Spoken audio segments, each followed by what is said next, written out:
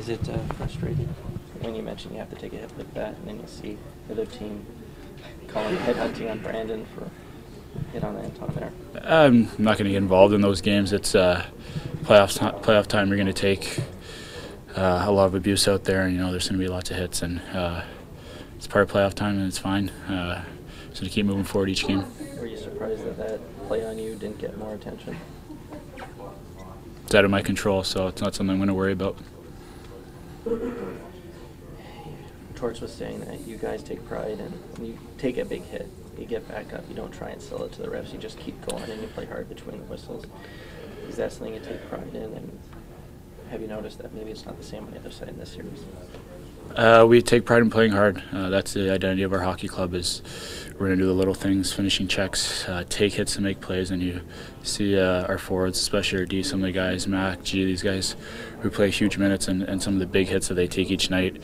And they never embellish it. They just take it and keep working and never give in. And that's what our hockey club is all about.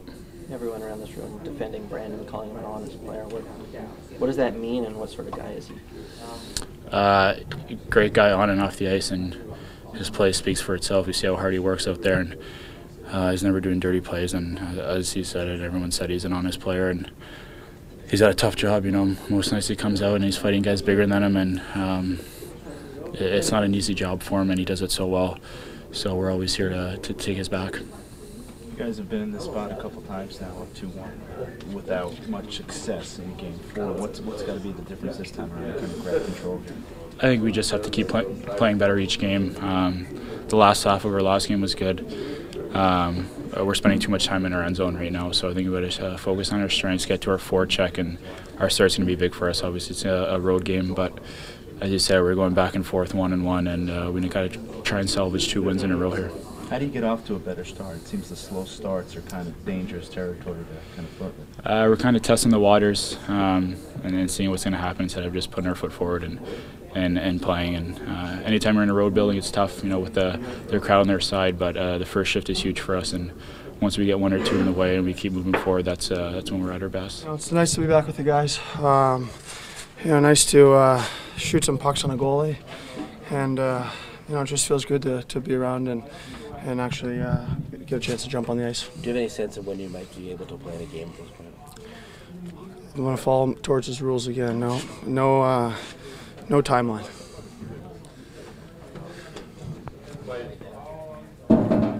So much of the talk is that Brandon Prust is an honest player, and what happened yesterday is not necessarily... I'm not going to comment on the game. I wasn't playing in it, and I don't think that's fair for me to comment on plays within the game itself, and especially our guys individually. So, sorry about that. Conditioning-wise, how do you feel?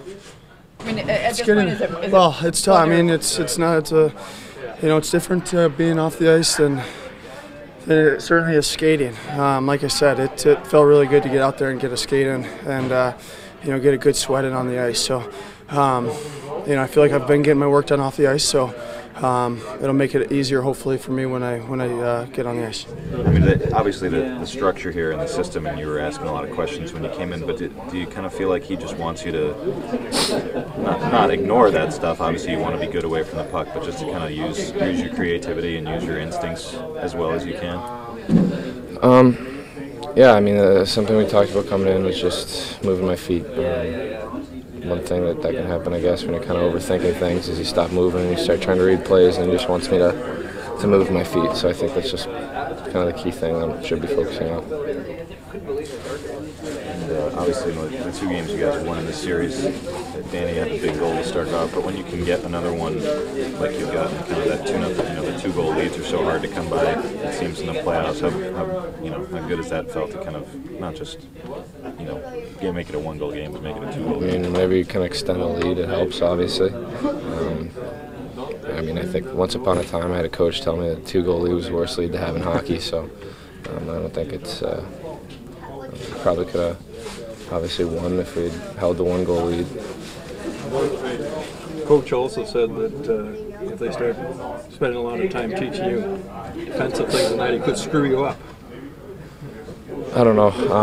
I guess I can't really comment on that. He knows what he's doing. He's that coach.